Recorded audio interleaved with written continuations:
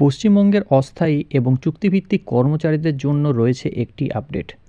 রাজ্য প্রশাসনে আর্থিক ও প্রশাসনিক শৃঙ্খলা বজায় রাখতে নবান্ন থেকে চুক্তিভিত্তিক সংস্থাগুলির বিষয়ে একটি কড়া নির্দেশিকা জারি করা হয়েছে। রাজ্যের মুখ্য সচিব মনোজ কুমার আগরওয়ালের এই নির্দেশিকা কী বলা হয়েছে চলুন জেনে নিই। এবার নজরে বিভিন্ন চুক্তিভিত্তিক সংস্থা, বিভিন্ন সরকারি কাজে নিযুক্ত সংস্থা চুক্তির মেয়াদ বাড়ানো নিয়ে কড়া নির্দেশ নবান্নের।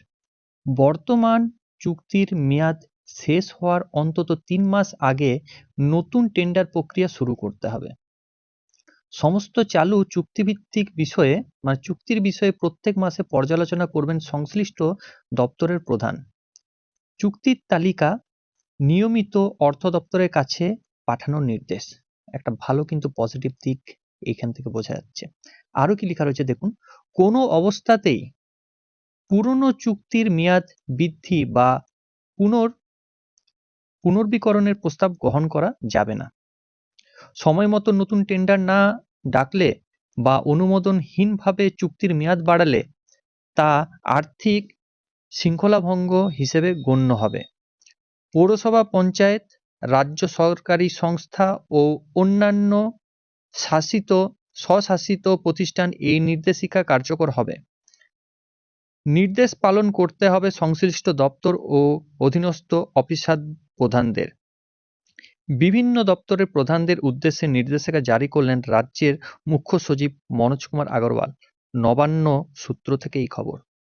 মানে বুঝতেই পারছেন, একটা জিনিস কিন্তু ক্লিয়ার রয়েছে যে নবান্নতেও কিন্তু যারা কন্ট্যাকচুয়াল এমপ্লয়িজ আপনারা কাজ করছেন, তাদের কিন্তু যারা থার্ড পার্টি এজেন্সি অর্থাৎ আউটসোর্স হিসাবে যাদের বেতন হয়, অনেকের এই চুক্তি কিন্তু শেষ হচ্ছে, হয়তো শেষ হতে চলেছে এবছর বা কারোর পরের বছর।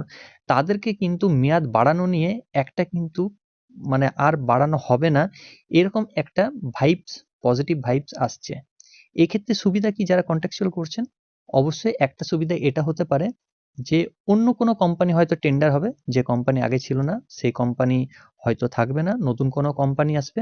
আর নতুন যদি কোম্পানি না আসে সেক্ষেত্রে কিন্তু যে সমস্ত কন্ট্রাকচুয়াল কর্মীরা রয়েছেন, বিভিন্ন অফিসে কাজ করছেন বা শিক্ষা দপ্তর, বিভিন্ন দপ্তরে কাজ করছেন, যা কিছু হতে পারে, তারা কিন্তু একটা সরকারের কাছ থেকে বেনিফিট পাওয়ার একটা কিন্তু চান্স রয়েছে। এবার দেখা যাক পরবর্তীকালে কি হয়। অবশ্যই কোনো যদি আপডেট থাকে এই সংক্রান্ত আমাদের ভিডিওতে আপনারা কিন্তু পেয়ে থাকবেন। আর আপনাদের কি মতামত রয়েছে এই ব্যাপারে অবশ্যই সেটা কমেন্টে জানাবেন। ধন্যবাদ। আশা করছি এই ভিডিওটা আমাদের ভালো লেগেছে।